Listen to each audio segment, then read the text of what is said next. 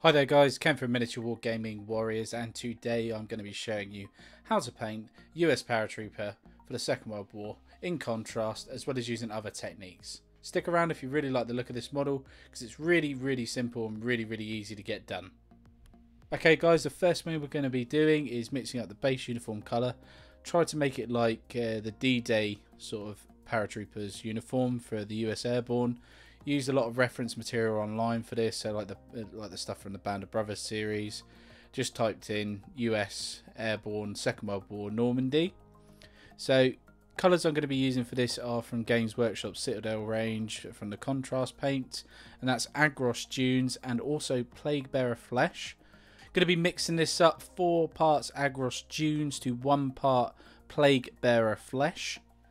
Reason for this is the uniform, when I was looking online, looked like it had a green tinge to it, and obviously the Agros Dunes is just a brown on its own. You could just use the Agros Dunes if you really wanted to, but to give it that green tinge, I did add that Plaguebearer Flesh in there because I thought it gives it a nice tone, and I think at the end, after everything's done, it really does suit it really nicely.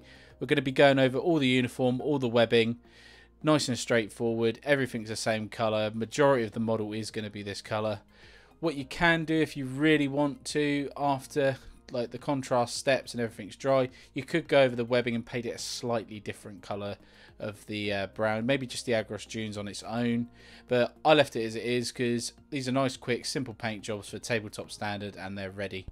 So the next colour we're going to be using is Snakebite Leather. It's another favourite of mine from the contrast range by Citadel. Really nice for a couple of applications. One, obviously leather, but second, I also use it for my rifle stock. So all my wood on rifles for the Americans is this colour as well. So they're the 2 bits we're going to be using to paint in this.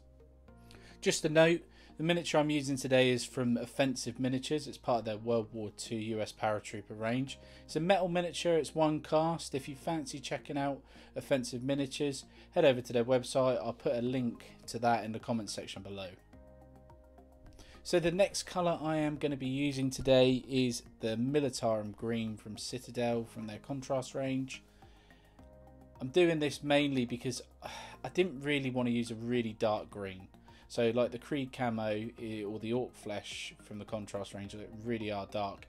Maybe I would have used those if I was using, say, a Skeleton Horde or a lighter white base coat, or maybe a lighter white primer.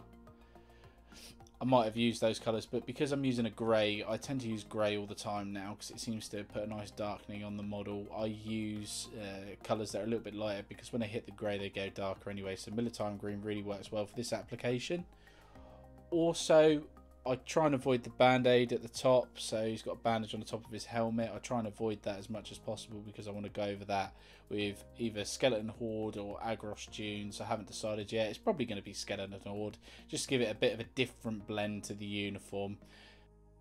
And the colour after that is going to be for all the flesh tones. You've got a couple of choices from the Citadel contrast range. You've got Guilliman Flesh, which I've gone with, and you've also got Dark Oak Flesh. The Dark Oak Flesh works really well over skin tones over like whites or the Skeleton Horde, but over grey I use the Guilliman Flesh because it darkens it down quite nicely. Quite happy with how that comes out. So where you want to be painting that is obviously he's got his hands and he's got his face and round his neck as well.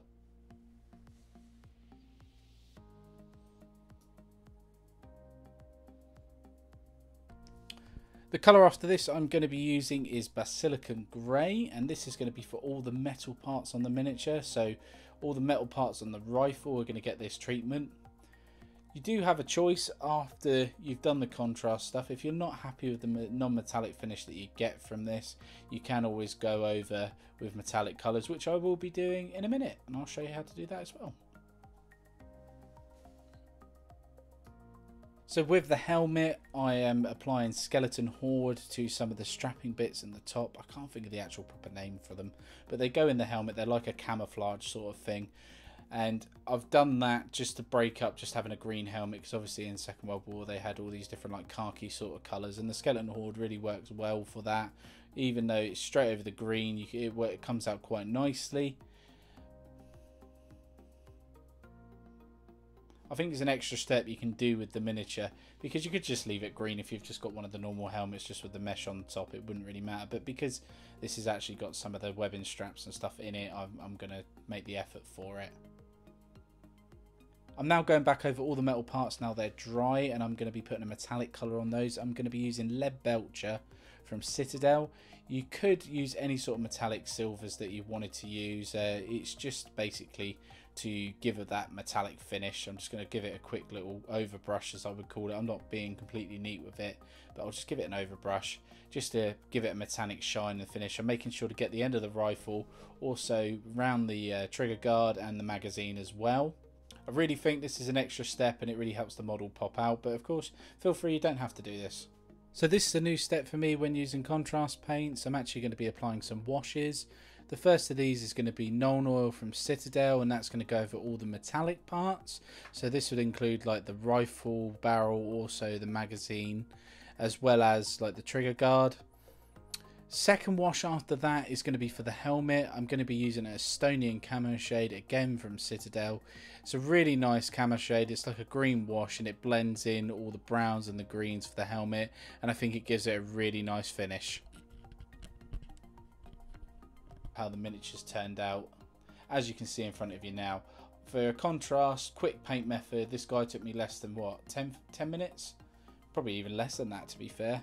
Probably less than 10 minutes. If you're batch painting these, it's so fast because obviously the uniform is just most of the model, and it is so quick, and there's very few colours for this, but I think it really does give it a fantastic look. Even for the contrast paints, I think you do get a realistic sort of uniform for the US Airborne. So I hope everybody enjoyed it. If you're new here, consider subscribing, and thank you very much for watching, and I shall see you again very soon.